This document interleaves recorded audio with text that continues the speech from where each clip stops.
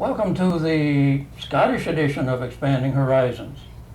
My name is Ed Daniel, and according to family legend, I am authentically of Clan Donald. With me, right next to me, is one of our guests, Pat Gladchild. Pat, would you pronounce the name of your group? Fligmagearie Scottish Step Dancers. Scottish Step Dancers. And next to Pat is Bob Lees, obviously our piper. Bob, welcome to the show. Thank you.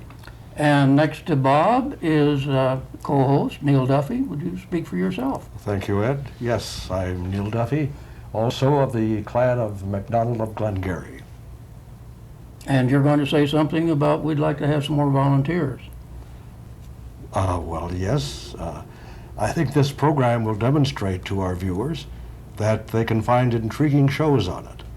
And we would like, so that we can continue to produce such shows, have more people volunteer to help us produce these programs.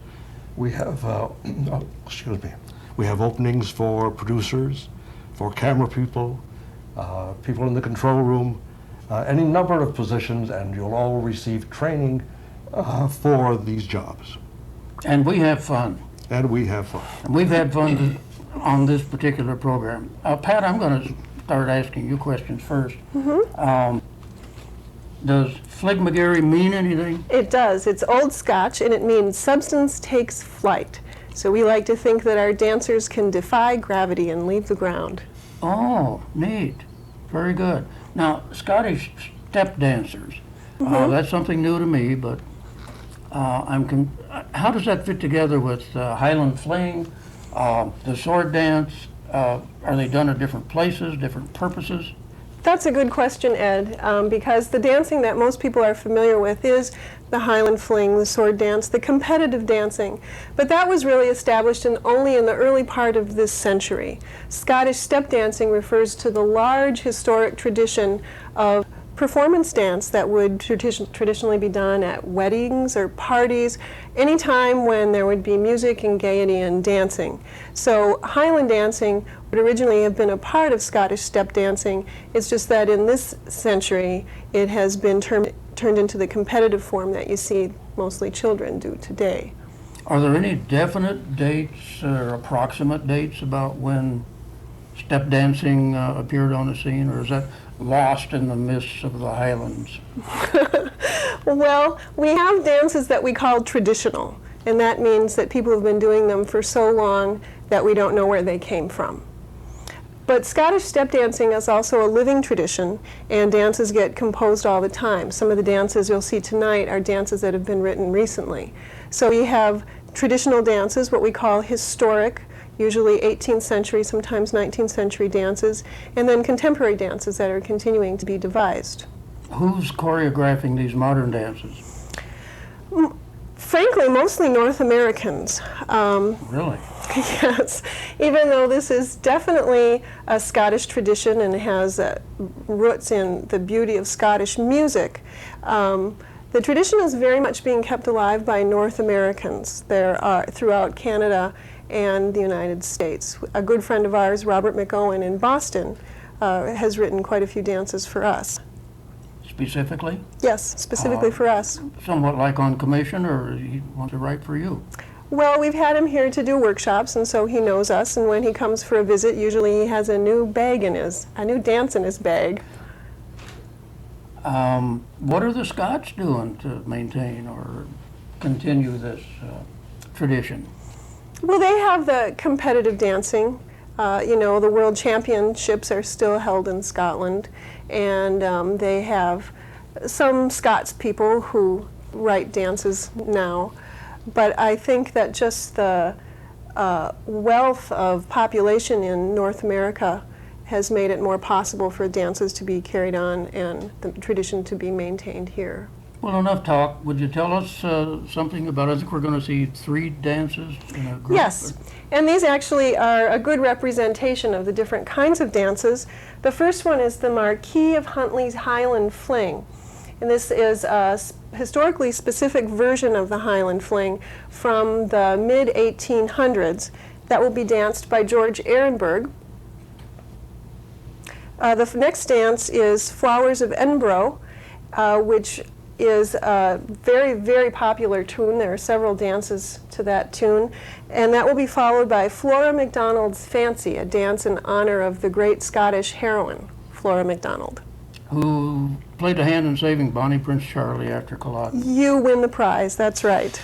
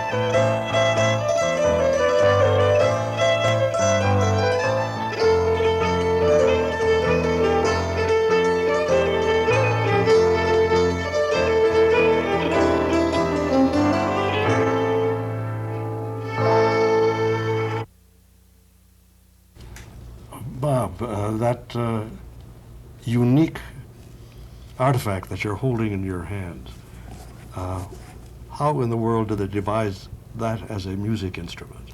Well, that's something that is lost in the mist of time. A bagpipe of some form or another has been around for all of recorded history.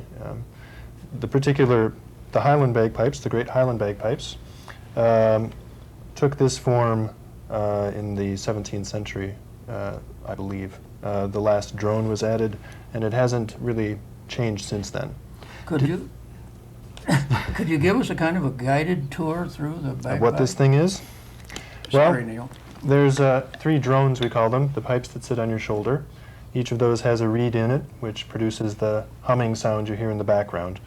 The melody is played on what we call the chanter, and inside the chanter, at the base of the chanter, is a large double-bladed reed like an oboe reed, except it's much heavier, which produces the incredible volume that you associate with the Highland bagpipes. After that, you simply work really hard. You fill the bag with air, enough air to produce the sound, and when I stop to take a breath, I use the air that's in the bag as a reservoir, and I simply squeeze that out with my arm so I can continue playing even when I'm taking a breath. In World War I, didn't the bagpipes almost become an instrument of war? The Highland bagpipes have always been an instrument of war. They've always been used in battle, and that's part of the reason why they're so well known in the world, because the British Army took them with them, and they found homes all over the planet as a result. And that's why the Scots were called the ladies from hell? The Scots weren't. The pipes were. Okay. They were meant to strike fear in the hearts of their opponents, as well as to inspire their own troops, which was probably the more profound influence they had. Very good. It must have taken some real fortitude to march off across no man's lands with nothing but a pipe. It's a question of integrity that I can only imagine. I can't quite picture myself doing that. Now, these are made of wood.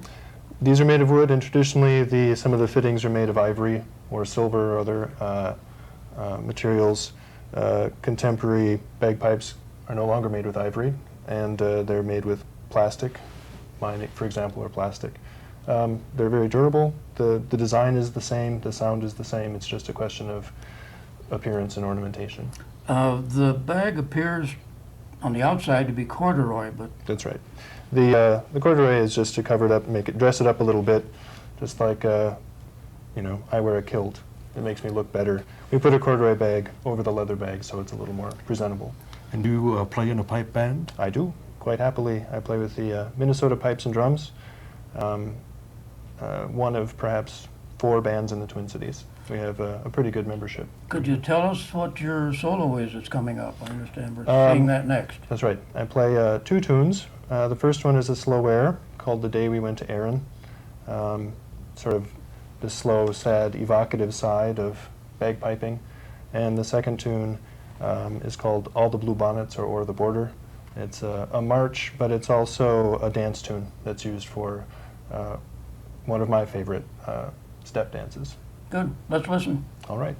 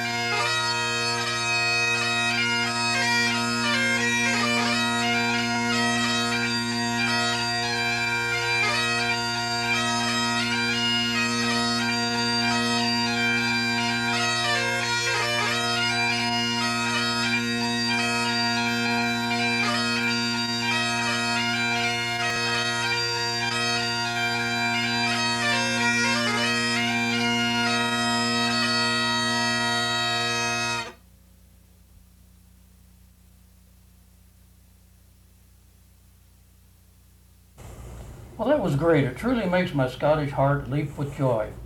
And leaping, what are the next dances? The last three dances once again demonstrate the variety of Scottish step dancing. The first dance is Cockney Jocks. It's a solo dance by Lisa Flemming, and it's named after the tune that it's danced to, which is a very, very well-known pipe tune. And it's a modern dance written just about 10 years ago.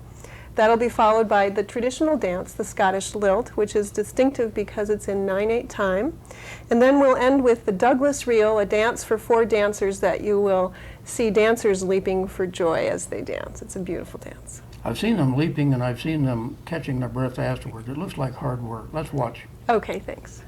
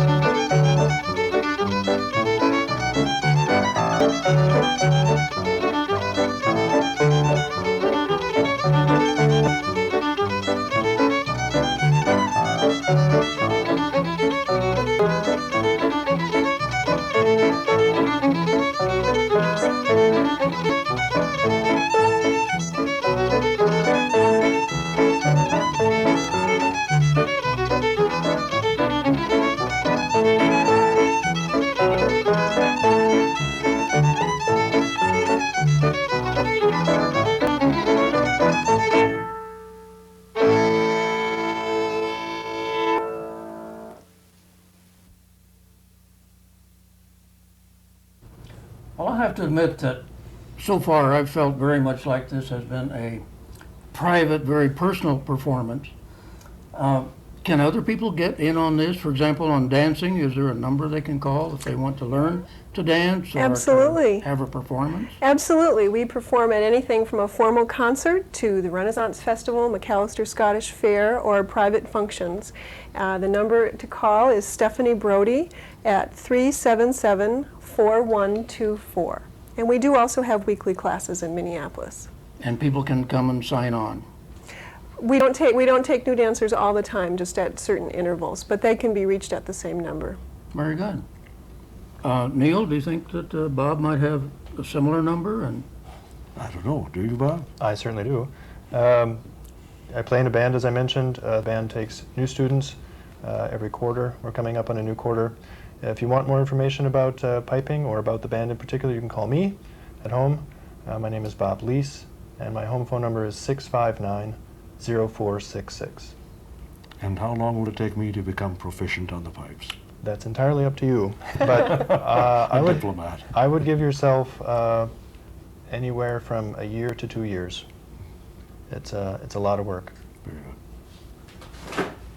I almost said thank you for watching this edition of Expanding Horizons, but I must say I think it has been an honor for you to watch the Scottish edition of Expanding Horizons. Next time we have another musical treat in store for you.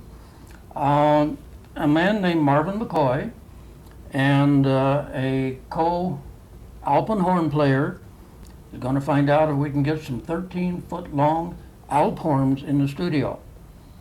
So please tune in again.